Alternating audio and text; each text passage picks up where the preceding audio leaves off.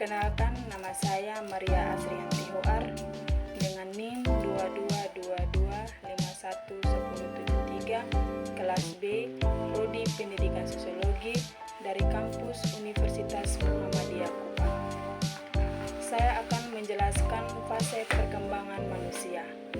Berikut adalah fase perkembangan manusia dari bulan-bulan pertama hingga fase dewasa.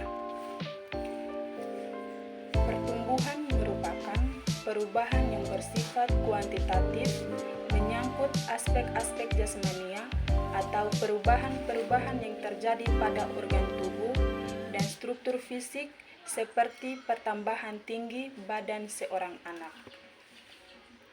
Perkembangan merupakan perubahan yang menyangkut aspek-aspek mental, psikologis manusia, seperti perubahan-perubahan yang berkaitan dengan aspek pengetahuan, sifat sosial, moral, keyakinan agama, kecerdasan, dan sebagainya. Pembagian menurut Elizabeth B. Hurlock. Masa sebelum lahir atau pranata period. Sejak kehamilan sampai bayi lahir, kira-kira 9 bulan, 10 hari, atau 280 hari. Pada masa ini terjadi beberapa kejadian penting. Yang pertama, penurunan sifat bawaan mental psikologis anak. Yang kedua, penentuan jenis kelamin anak. Yang ketiga, kepastian apakah lahir tunggal atau kembar. Yang keempat, posisi anak dalam keluarga. Masa bayi baru lahir atau sejak lahir kira-kira berumur 10 atau 15 hari. 1. Pelatihan stage. 2. Fase resting age. 3. 4 macam penyesuaian diri. Yang pertama, dengan keadaan suhu udara, menghisap dan menelan makanan atau air susu.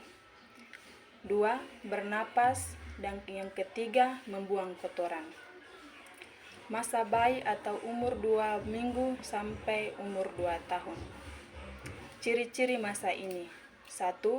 Masa dasar atau masa pembentukan kehidupan yang sesungguhnya, karena saat ini pola perilaku, sikap, ekspresi, emosi mulai terbentuk.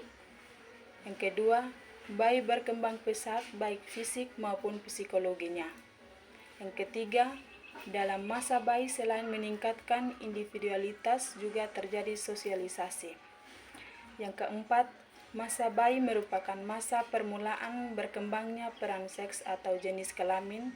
Dan yang kelima, masa bayi merupakan permulaan kreativitas. Masa kanak-kanak awal. Awal masa kanak-kanak 2-6 tahun. Orang tua menyebutnya sebagai usia sulit sebab pada masa ini terjadi kesulitan dalam mendidik mereka. Sebagian besar hidupnya dihabiskan untuk bermain-main. Sedangkan para psikolog menyebutnya masa ini sebagai usia prasekolah.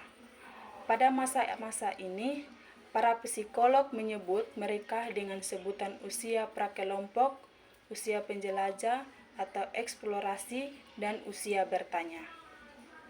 Masa kanak-kanak akhir 6-12 tahun. Yang pertama, masa ini disebut juga oleh orang tua usia tidak rapi.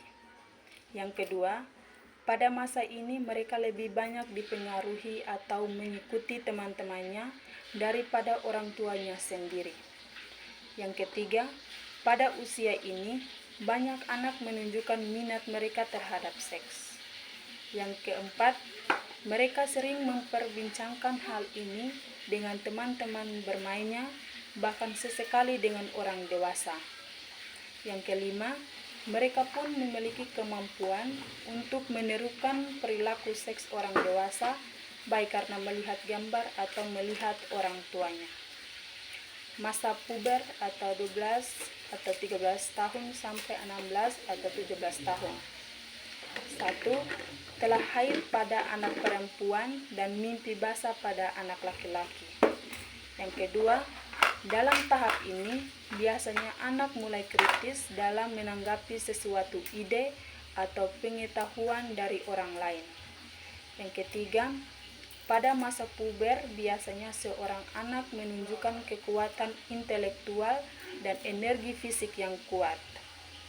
Yang keempat, hanya saja kekuatan itu tidak dibarengi dengan kemampuan yang kuat pula. Yang kelima, ketidakseimbangan ini biasanya terjadi karena pada saat itu seorang anak mulai belajar menentukan tujuan serta keinginan yang dianggap sesuai baginya untuk memperoleh kebahagiaan. Awal masa remaja atau 15 sampai 16 atau 17 tahun dan berakhir umur 21 tahun. Secara umum, dapat diidentifikasi beberapa perubahan. Yang pertama, meningkatnya emosi yang biasanya berhubungan dengan perubahan fisik. Yang kedua, perubahan bentuk tubuh, minat dan peran yang diharapkan oleh kelompok sosialnya. Yang ketiga, dengan perubahan minat dan perilaku, maka nilai juga berubah.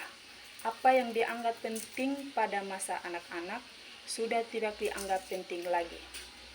Yang keempat, umumnya remaja bersikap ambivalen terhadap setiap perubahan.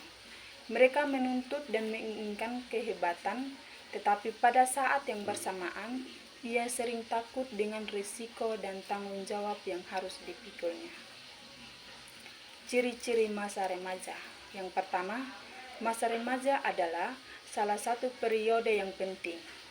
Yang kedua, masa remaja adalah periode peralihan. Yang ketiga, masa remaja sebagai periode perubahan. Yang keempat, masa remaja sebagai usia bermasalah. Yang kelima, masa remaja sebagai masa mencari identitas. Yang keenam, masa remaja sebagai ambang masa dewasa.